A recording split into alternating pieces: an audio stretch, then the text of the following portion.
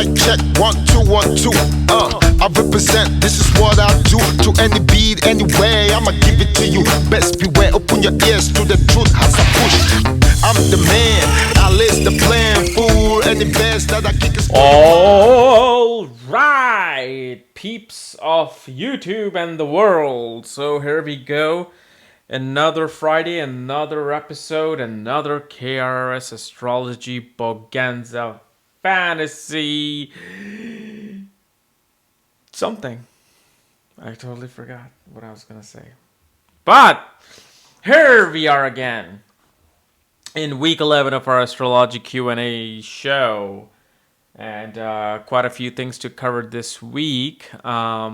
One is that I finally found the solution to the giveaway, which I'm gonna do on December 20th.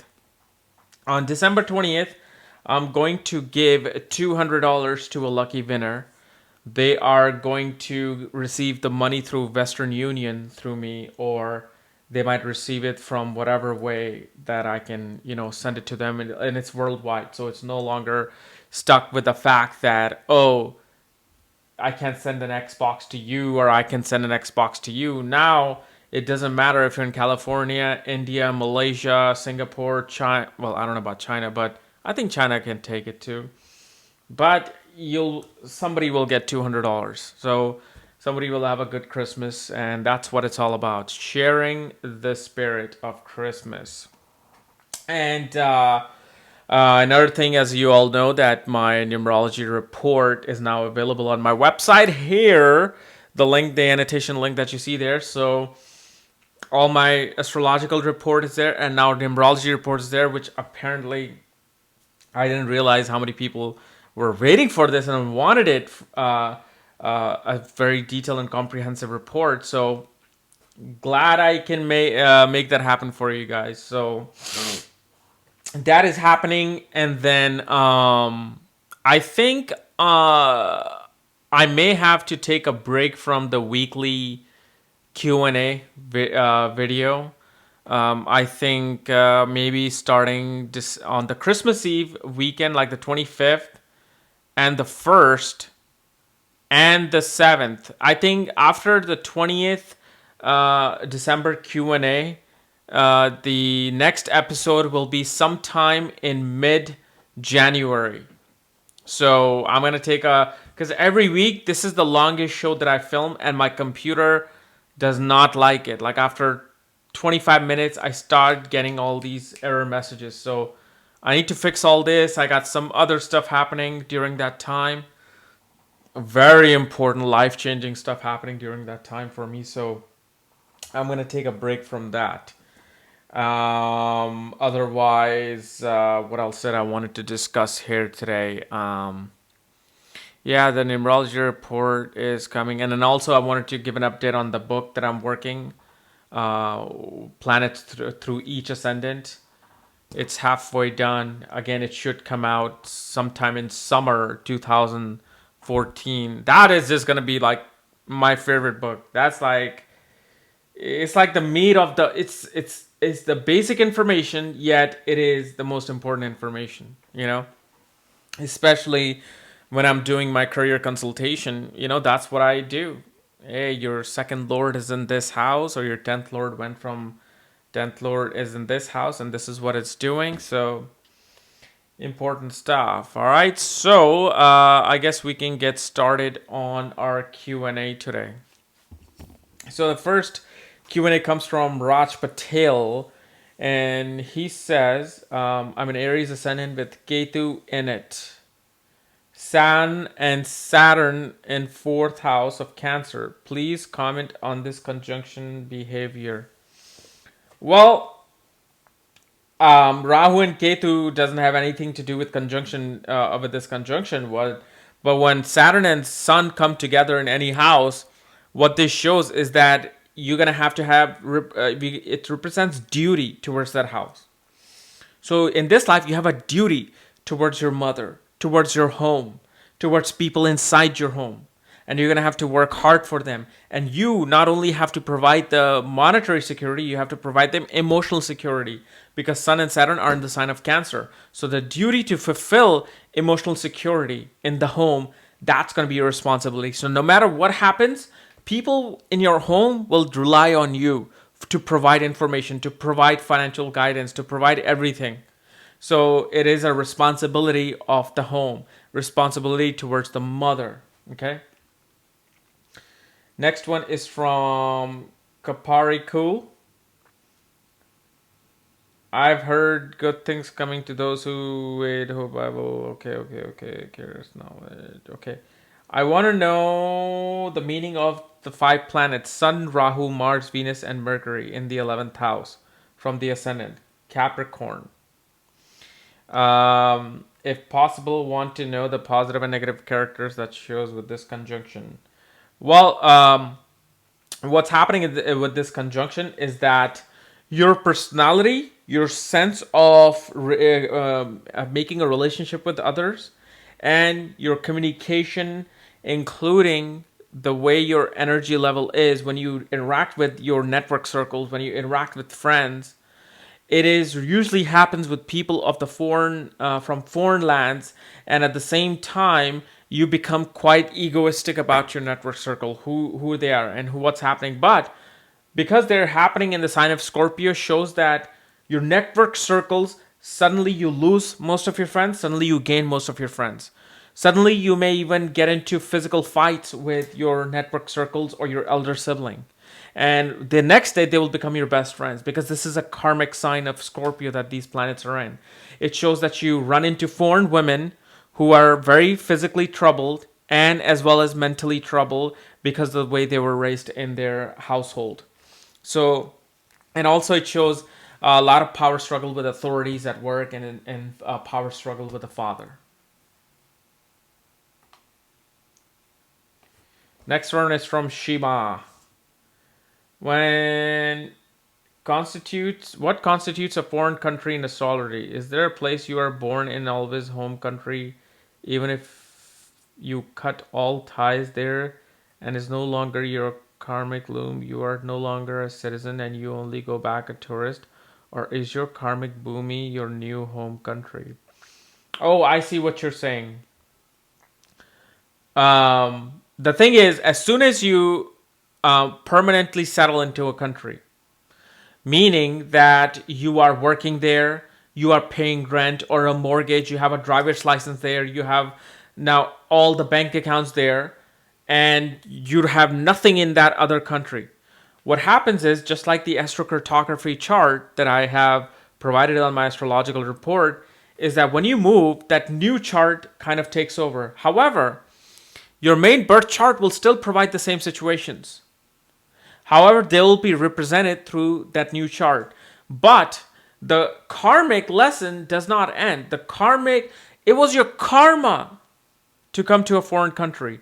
It was your karma to settle into a foreign land. It's not like you changed your karma. Nobody can change karma. You can't change destiny. The destiny was for you to leave foreign lands. Perhaps you were suffering really badly in your homeland. But as soon as you left, your karma changed. What this shows is that you paid your debt off, the little bit debt off that you had, and you suddenly moved, and now it's giving you a better life. The universe, the energy of this universe or the solar system that we are confined in is giving you a much better luck in a new place. However, the karmic book that you have come with here, wherever that is invisibly right above our head or something, that still always goes with you. But because of the things that are written in the book, it either takes you to a better place or worse place. So that's what it is. Okay, so the next one is from Sunrise Fun. I'm a female and running through Jupiter Dasha. Mercury, Venus, and Jupiter are in the 5th house in Libra. What is your opinion? Well, in this time period, you're going to feel very creative, very self-expressive. At the same time, you're going to run into many romances in this time period if you're single. And at the same time, you will meet a husband who will be perhaps working in a financial field, speculative business field, or they will simply actually be in an artistic field as well, and you will choose that person as your husband. So that's what's going to happen. It's a pretty good time period for you. Next one's from Petrel Stormy. My Ketu Dasha was very bad, and my new Venus Dasha is about to come next year, so I'm really scared now. I'm a Libra Ascendant, and at 24 degrees, my Venus is retrograde in the 6th house. With Sun in Pisces at... Okay, so your Ketu Dasha was bad. Mostly everybody's Ketu Dasha is bad unless you know how to go with the tide. In Ketu Dasha, you do not want to run after money. The thing is, especially if your Ketu Dasha comes in your 40s and 50s, and you know that ahead of time, like 20 years ahead of time, you should save enough money where if you do not work for that 7 years of Ketu Dasha, you're fine. Because in that Ketu Dasha, Ketu is telling you to, hey, meditate, go to spiritual retreat, do some yoga, learn some spiritual scriptures like Jyotish, Ayurveda, Atraveda, Rig Veda. All of these things that Ketu's wanting to make you learn. But Venus then brings back your self-expression again. Because Ketu makes you dead in this time period. And this is why Venus comes in. Venus is like, okay, it's time for me to finally give you the luxurious wealth, the happiness, all the riches of the world, so you can finally now understand what living is. Because you just went through what death is. Because Ketu is death. So I wouldn't be sorry at all, or I wouldn't be sad at all that your Venus Dasha is coming, because it's going to be brilliant for you, and especially for your Ascendant. Venus is exalted in the 6th house. You're going to be dedicating your life to serving other people, especially small animals. You might be, I don't know if you are, but you might be a veterinarian. You might be working as a vet, or simply you will find yourself serving the very unprivileged people, especially women, who might be like in domestic abuse, and somehow you will end up tying your karmic knot with that situation. Next is from Raj, the Virgo man. Hey Kapiel Raaj, what's your problem, dude? Why are you not including my question for your weekly Q&A? Dude, I got your thing, dude. Okay, dude. My question was, in astrology, Mercury and Saturn are being called a neutral, neither male nor female. But we call Saturn as teacher, great uncle who teaches us lessons. We call Mercury the prince. India has always referred both of them with male names like Saturn and Maharata. I see it very contradictory. Can you please fix this issue for me? Yeah. The thing is, Saturn and Mercury are prince. Remember, prince. And Saturn was really the male figure. But the thing is, the reason why they say they are neutral, their sex is neutral, it's neither male nor female, is because of the fact they have the ability to transform their self. They have the ability to be influenced by other things. Like Mercury. If Mercury sits with a male planet, starts acting like the male planet. If Mercury sits with a feminine planet, it becomes a feminine planet. Same thing with Saturn. Saturn sits with a male planet. Saturn becomes this great judge, this great, advisor, serious advisory minister. But when it sits with a female planet, it tries to tap into the emotional side and feminine side of that house and that sign and the planet that he sits with. And this is why, they say these are neutered planets, because they're neither male nor female. Their quality only comes with the planets that they associate with. Okay. And the thing is, when these two planets are sitting alone, they're simply neutral. They don't want to take sides. See, this is another thing. The neutral part is not only for gender, but it's about taking sides. Like Jupiter says, I am a male planet and I am going to pick the righteous path and I'm going to implement the law here. But Mercury says, hey dude, I don't care if you're debilitated. I'm sitting with you. That's cool. You're Mars? You hate me? That's cool. Let me just see what you're all about. I like observing you. That's Mercury. Same thing with Saturn. Saturn sits with Mars. Saturn is like, okay, you got the oil with you or fire with you, and I got the oil. Yeah, we might burn each other, but you know what? Let me show you some discipline. Let me show you some structure. How you can make things more organized. As much as you hate me, I'm gonna try to discipline you a bit more. So you see how they're not caring if the other planet hates them or loves them. They're simply doing what they're meant to do. They're simply, Mercury's there to observe and learn and to increase its intelligence. Saturn is there to simply say, hey, I don't care who you are. Let's just work hard. Let's just be organized. Let's just be structured. So that's what the game of Mercury and Saturn is played like.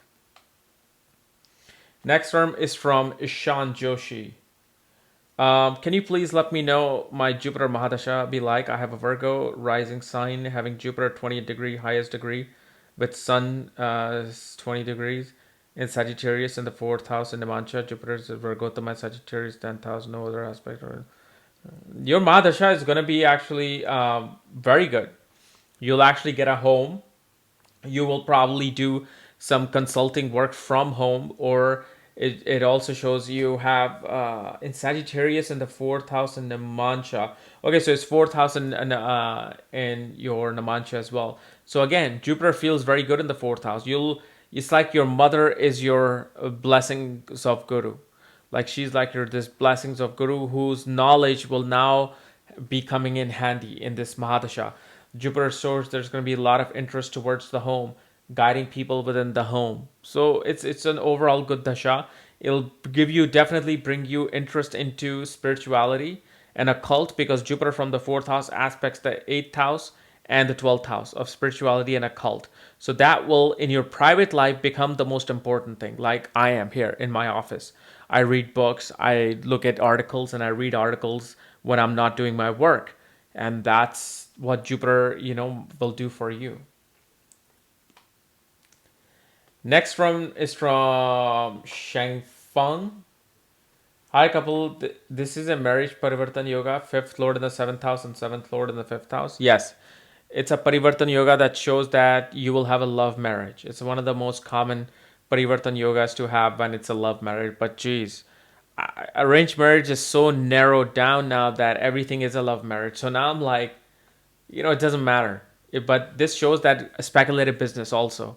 If you were to do speculative business in your life, because 7th house is business, 5th house is speculative business, and they're both exchanging each other signs, so shows that speculative business success through partnerships and doing business with your spouse will be very good. Hey, so yes, new angle, look at that. Here we go with a new angle. Shadow of Mind asks, what type of numerology report is this? Shadlin, Pythagoras, etc. It's a Pythagoras report. It's a Pythagoras based report. So, yeah, that's what it is. Me gusta. Can you do a video about Mercury opposite Uranus? Sure, I will. This was easy. Tarantina. Hi couple, could you please tell me what happens when your 7th lord moon is sitting with 2 malefic planets? Examples, 6th lord Mercury and 8th lord Sun are very close conjunct in the 2nd house of Capricorn Ascendant. And in the 7th house, and the 7th lord is in the 8th from itself. They're all sitting in just the Vishaka Nakshatra, and Rahu's in the 4th house. How do you predict marriage of this native in D9 charts Sun, Mercury, Mars, Rahu, and Sagittarius? No, I cannot predict that. I gotta look at it. There's just from these alignments. First of all, the way you have written this is quite confusing. I'm not getting what you're trying to say. Is that what happens when your 7th lord moon is sitting with 2 malefic planets? Okay, so you're saying your 7th lord moon is sitting with the 6th and 8th lord at a very close conjunction in the 2nd house. No, this can mean a lot of things. This can mean you can have sudden inheritance, and you can have inheritance of your spouse. your spouse can get some inheritance and you get that inheritance. It can show that you will be in the service industry. As far as marriage is concerned, for that, you're a female. I want to see the position of Venus and Jupiter, and then I will see the position of the moon. And moon is sitting with a benefic planet, Mercury.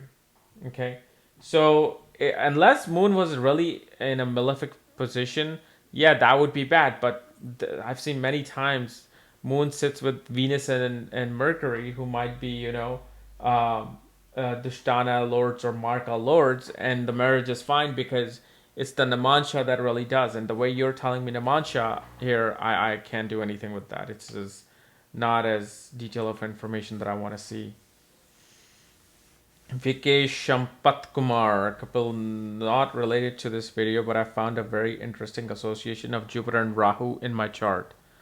All through my D1 to D45, except D60, Jupiter and Rahu are in conjunction in various houses. I'm actually scared about this. Don't be scared about this, because Rahu is a scientist. Jupiter is knowledge. What this does, you don't just believe in religion and spirituality and astrology like that. What this does is that it makes you question your gurus. It makes you question the people who teach you, things in your life. Whether they may be full of shit or they may be the most profound knowledge, but you'll question it. You're like, what is this? Why are you teaching me this? Why am I learning this? What's the point of this? So it's your right as a human being to ask these questions. And they say that if a Jupiter is exalted, the student will be a very good student. They will listen and they will take in everything. The thing is, though, if you teach complete lie and bullshit to the student who has exalted Jupiter, he will simply take that information and store it and take it as the holy grail of their intelligence. But with Jupiter and Rahu nowadays, especially nowadays, if you give bullshit information to this person, they'll be like, dude, okay, prove it to me. It makes no sense. That's what happens. So it's not a bad thing. I mean, this can create a dhan yogas in your chart. I've seen so many people who have done so well in their Rahu Mahadasha or Jupiter Mahadasha, and then in their sub-periods of Rahu or Jupiter-Rahu conjunction brought them so much wealth. It's not a bad thing. I don't look at it as a bad thing at all. It just makes you question a lot of authority. That's all. Who doesn't? Okay, Simona Popisquo. Please consider 5 and 8 Parivartana Yoga. It is such a difficult placement. I lost my child due to a rare heart disease. Romances were very consuming always, and everything 5th house means was and probably will be constant battle for me. No. It's not always a bad thing, because 5th and 8th Parivartana Yoga shows sudden gain of money in speculative business, in stock market, in sports betting. Winning a lottery is seen from this Parivartana Yoga. The only time they will hurt is if your Parivartana Yoga that are happening are natural malefic planets, or in your case, you might have aspects of other malefic planets that are destroying the significance of this Parivartana Yoga. Yes, this is a hard Parivartana Yoga. It brings sudden ups and downs. But depending upon what planet it is, like if Saturn is in the 8th house, being the 5th lord, Saturn will nullify the bad effects of the 8th house, because he'll slow everything down. You won't have sudden loss of a child. You won't have sudden loss of money. Saturn will subdue it. It will protect it. So you just really have to look at it case by case. Okay. So guys, this was my Q&A for this week. Remember to check out the website for astrological and numerological report on the side of the screen. Otherwise, we'll see you on Monday with 5th Lord in the 9th house. I give you quality honey, so put your money on me. With my authority, surely you wanna get up on it. I give you quality honey, so put your money on me. With my authority, surely you wanna get up on it. I'm super fly with the rhymes I supply. Float like a butterfly, high up in the sky. Stink like a bee before I touch the ground. Like Ali in his prime, yeah, I'm loud, I'm proud. So you can understand the words that coming out my mouth. When I'm in the house, I keep it hot and tight. I ain't stressing, I'm